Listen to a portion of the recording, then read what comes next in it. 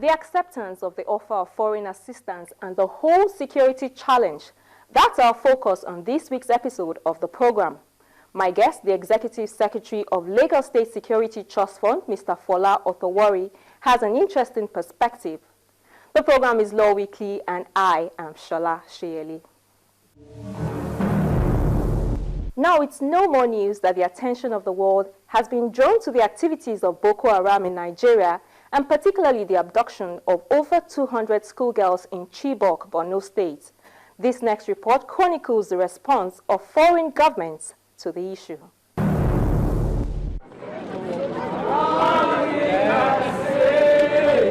As the cry for the release of the abducted girls gets louder, the international community is also responding.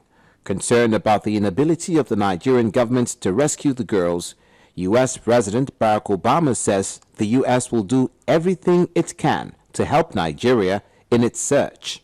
This is a terrible situation. Boko Haram, this terrorist organization that's been operating in Nigeria, has been killing people and innocent civilians for a very long time. We've always identified them as one of the worst local or regional terrorist organizations there is out there. But I can only imagine what the parents are going through. So what we've done is we have offered, and it's been accepted, help from our military and law enforcement officials. We're going to do everything we can to provide assistance to them. In the short term, our goal obviously is to help the international community and the Nigerian government as a team to do everything we can to recover these young ladies. But we're also going to have to deal with the broader problem of organizations like this that can cause such havoc in people's day-to-day lives. Also, Britain has joined the United States in offering help to support the Nigerian government. I'm the father of 2 young daughters, and my reaction is exactly the same as his and every father or mother in this land or in the world. This is an act of pure evil. It's united people across the planet to stand with Nigeria to help find these children and return them to their parents. The Foreign Secretary and the British government have made repeated offers of help to the Nigerian government since the girls were seized. I'll be speaking to the Nigerian President and will again say that Britain stands ready to provide any assistance immediately that we can, working very closely with the US. We already have a British military training team in Nigeria. The Foreign Office has counter-terrorism experts, and we should be proud of the role we play in that country, where British aid is helping to educate 800,000 Nigerian children, including 600,000 girls. We should be clear, this is not just a Nigerian issue, it is a global issue. There are extreme Islamists around our world who are against education, against progress, against equality, and we must fight them and take them on wherever they are. And to buttress the Prime Minister's words, French Foreign Minister Laurent Fabius has also offered to send security service agents to Nigeria to help recover the kidnapped schoolgirls. With more than 4,000 troops operating between Mali to the west and the Central African Republic to the east, Paris has a major interest in preventing Nigeria's security situation from deteriorating.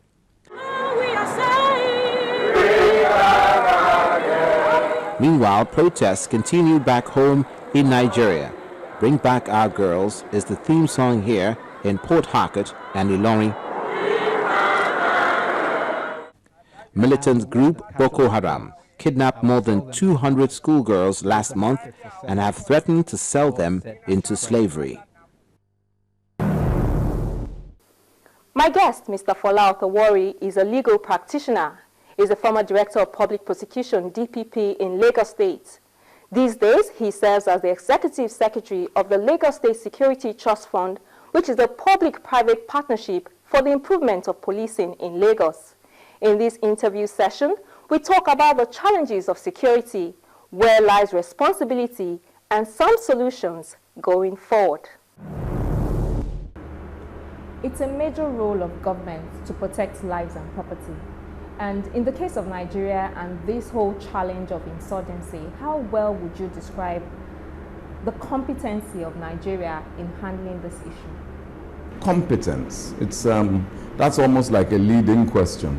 Let me say that we, like many other countries in these times, are challenged by a number of challenges. There are environmental challenges, There are economic challenges, social and religious, particularly since 9/11. So I think the starting point is, do we have the institutions that are charged with the responsibility of protection of lives and property, enforcement of law, etc.? We do.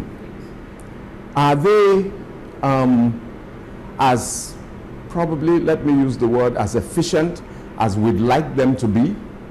Probably not.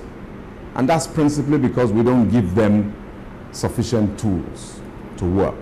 I have worked with the police and with the intelligence services for a very long time. I started my prosecution career in 1981.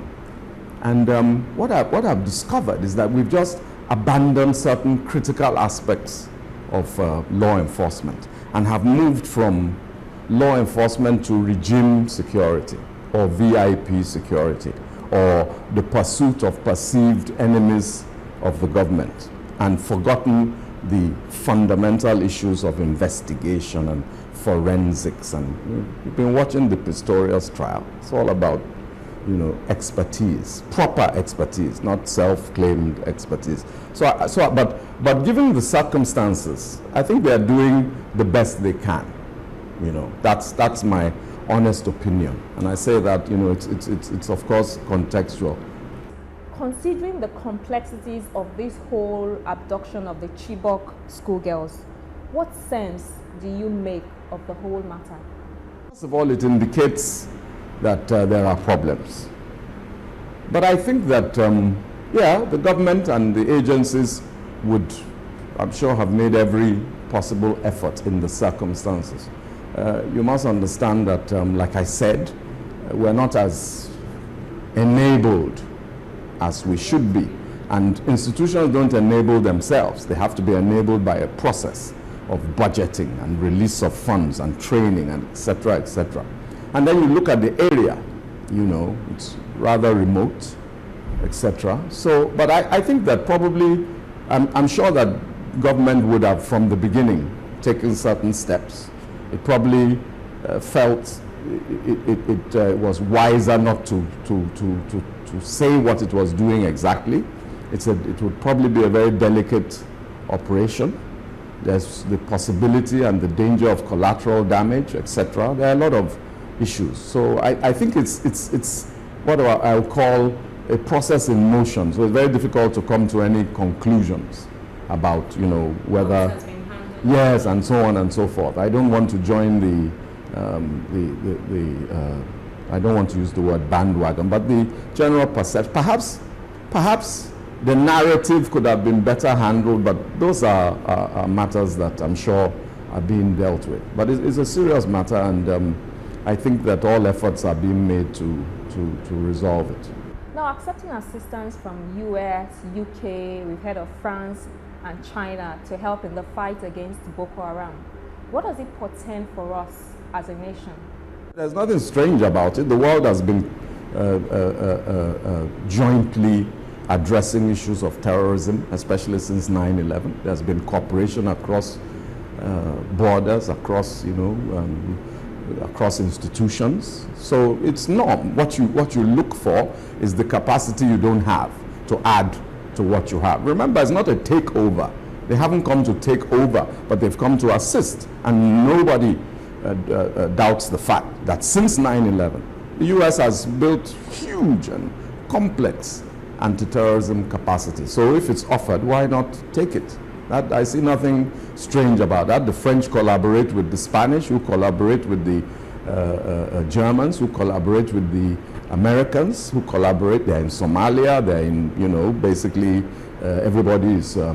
It's everybody's, concern, because if you allow a terrorist cell to mutate, then it becomes a threat not just to the country where it mutates, but to, because this is a cross-border ideology, a kind of fringe, almost, an intense, almost irrational reaction to, modernity, and everybody has to get involved. In addressing it, and the expertise is very critical. Now, America has oftentimes received criticism in terms of its role and intervention in countries that face situations such as ours. So some Nigerians are wondering, can we totally trust America? Look, the world is about interests, right? No permanent friends, but permanent interests.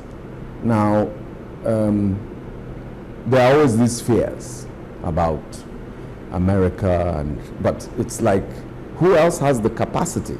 You understand? And Nigeria has had a very good relationship with the US for a very long time, right from independence. They've always had an embassy here. We've never had a breakup of diplomatic relations, even during the period of dictatorship and the military and so on, because there are common interests, and the US recognizes Nigeria's regional importance. So I don't think we should concern ourselves too much with whether they are peeping over certain walls, and we also have the capacity for countermeasures. We should look at what outcomes do we desire, and they might, in coming, leave us with, you know, some extra expertise that will be useful going forward. So, I mean, everybody's always suspicious of a big neighbor or a big country, but you can't do without America. Even countries that despise America, when they have natural disasters, it's always the Americans off the nearby aircraft carrier that are the first to arrive bringing aid and so on and so forth. So I think we should focus on the positives and you know, sort of manage whatever negatives might come out of it. But I think it's a good gesture, and I think it's good for cooperation, and might be the beginning of a long-term, you know, response to this scourge. Yeah.